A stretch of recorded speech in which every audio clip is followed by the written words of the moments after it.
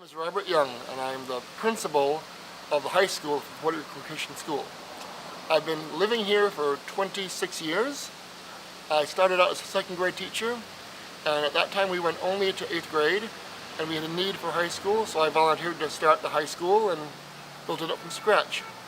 We had 420 plus students before the storm, and we're a little less than that now. We go from pre-kinder to high school, and I use English as our medium of instruction, and through that we evangelize the children, the Bible classes. When the storms came, we watched them on the news, the tracking, and Irma looked like it was going to directly hit us, so we prepared. We take everything that's movable out of the way, and we just pray nothing happens.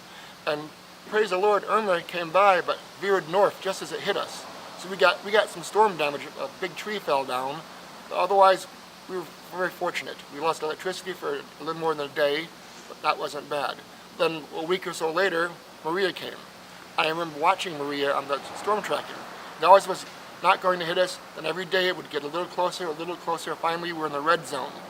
So the same deal. We battened down the hatches and prayed, and Maria hit us, devastated the island. My house was very fortunate, but the street flooded. A lot of people, I saw the floodwaters. I crossed through the floodwaters. The school itself lost 2 classrooms that were trailers that were destroyed. Some were damaged. There was minor damage and floodwater damage in the building from the rains, but it was devastating to see the trees especially. We had beautiful trees. This used to be a farm, and we had some beautiful rubber trees, and they went down, and we had one of the tire swings on. The kids loved that tree so much. And if you look at the schoolyard now, it's just dirt and sunshine. So that was, I cried after I saw it. I mean, it was so bad. And so did a lot of kids. They were just, not that tree. So many other trees, but not that one. And I know that the cleanup was astronomical. And the insurance didn't cover the cleanup. Each tree was about $3,000 to $6,000 to remove a tree and chop it down. We chopped it ourselves. They carted it away. So it was emotionally hard and financially very hard as well. The storm ended in the afternoon, and it was the 20th, I think it was. In the late afternoon, I took another lady home to her house. This is behind the school a ways, and then I came by to see the school at night. And it was horrible. I mean, I had to open the gate manually, which was not easy. I had someone climb the wall and open it for me because I can't climb the wall. And we pulled out opened the gate, and I walked in, and all I could see were branches everywhere. You couldn't even see some of the buildings. They were covered by trees. And again, it was just, wow. And when I saw my favorite tree down again, it was horrible. So I remember driving home. I live a little more than a mile from the school. Drove down the main boulevard, and I saw the sewers backing up, bubbling out of the street. And I was worried about getting home. I have a very low-riding car, and I was worried about flooding.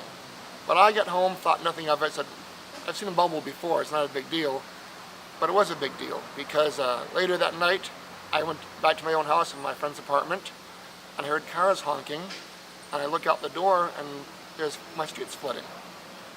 And so I grabbed my cat and my computer, and I run across to my neighbor's apartment upstairs.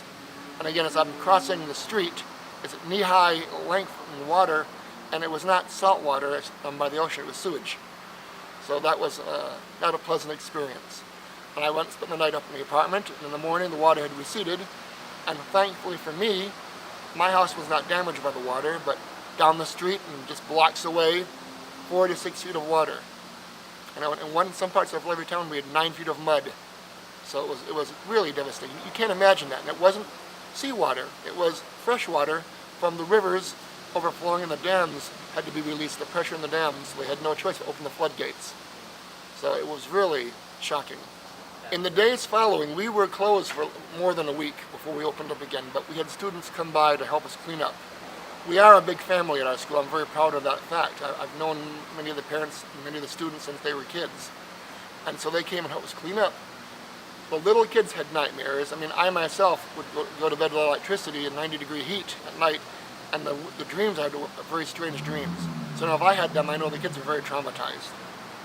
The little ones would cry up, and even in school they'd get worried. But they were happy to be back at school because it had a normalcy about it. We opened as soon as we could, even though it was only half a day. At least they had some normalcy, and the parents wanted that as well, just to fall back in the display. But it was traumatic, of course, but the little kids, some of them still have no electricity, and now it's been more than 120 days, I guess, since the storm, more or less, and it's hard. And they come here just for the sake of electricity, if nothing else. So they're still adjusting. I think there'll be scars from the storm for a long time. Emotional scars and physical scars, yes. No one I know was hurt, but I know of people who've lost loved ones. One fellow was trying to hold the door closed during the storm. They got sucked out and killed in the storm by holding the door closed. Everyone knows someone who's lost somebody, but everyone's lost something, even our peace of mind to a degree. I know from now on, things will be dated before Maria and after Maria. And that's one thing, like, I remember when Hurricane George hit in 1998, and that was bad. Well, this is much worse. The culture-wise, Puerto Ricans are very resilient, as most people are, I think. They will learn to adjust. At first, we all learned to wait in line patiently. One of my pet peeves is I believe in waiting in line, not cutting lines. And here they just cut lines, but not during the storm. People were very patient, and I was very gratified to see that.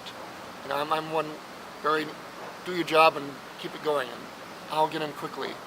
We learned patience. We learned to go without going shopping in the grocery store when they opened was amazing because only a few items. I learned to live off tuna fish and beans. That's all we had left, and soap. You can't eat soap, so. It was, now here, the stores are getting back to normal. You can get almost everything you want. But I remember myself, I live alone, so I don't have a family. But I was going hungry because there wasn't enough food. I think of families and also not enough water. Drinking water was an agreement. Anytime we went to the store, there was a line for drinking water. And I was at Sam's once, and they just got a supply in 5 minutes it was gone. I mean, I never got any there, I didn't make it in time. But so, you hoarded what you could get, but also you shared. And people could provide, you need us, I'll help you with us. So people were very generous with each other. My neighbors all had, so it wasn't a party, but what do you need? We can get it for you. So I was grateful for that. So that was an improvement. It was very good because I didn't brag we've got money to give away, but I did listen for stories of particular needs. And one family, the grandparents lost everything in the house. And they were too proud to ask for anything. They didn't know there was anything available. So I told this one boy to talk to her father, and the father came and told me, well, I'm thinking of leaving, but they need this and this. I said, well, one thing do they really need most of right now? He said, we really need a bed. So I said, okay, fine, let's go and get a bed. So we got this pickup truck and went to Sam's and bought a bed. And they were so great, they wrote a letter back thanking us for everything they've done.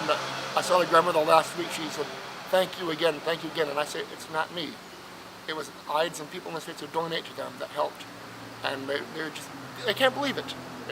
Strangers would do that. You hear about the Red Cross, you hear about all the people donating, and the fact that it's not just for Christians necessarily, it's to help people in need no matter what, touched a lot of people, and it touched me. One family who, again, lost everything in their house, I immediately got them beds for their children.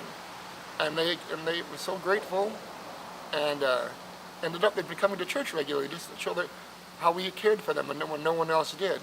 So they'd been coming to church, a mother, a woman, a husband, and two children. And that's amazing. It gives you goosebumps. It really does. I mean, I try to evangelize, get people to come, and they come. But, wow, for the price of a bed, you got someone, I'm crying now already, I gotta stop crying. But for the price of a bed, get someone into church. That's amazing. I know when after the storm, I couldn't contact the States very much. It was sporadic at best, so even my friends couldn't hear what was going on. But they responded, and they're still responding for the most part. People forget the storm isn't over. Yeah, Puerto Rico's back to normal. We are not back to normal yet. Only yesterday, our director got electricity after the storm, and they still hear people in the dark. You can drive down to San Juan, still see people in the dark. So we still have a need, and my friends in the States, Christians, are saying, what else can we do? What else can we do? I had people who send money, said, do what you can with it all. So it's been an overwhelming response, and I just say, don't forget us. We're still us and the other little islands were all devastated. The school, I worry a little bit because we lost quite a few students and it had a lot of expense. And IDES has covered a lot of it, but there's still a lot more we haven't to cover yet. I have faith. I believe if we're doing God's work, the school will survive and it will go on. Puerto Rico will go on, has to go on. We've had storms before. We've just been, it makes in our lifetime, but we've had it before. And Puerto Rico will rise again, maybe better.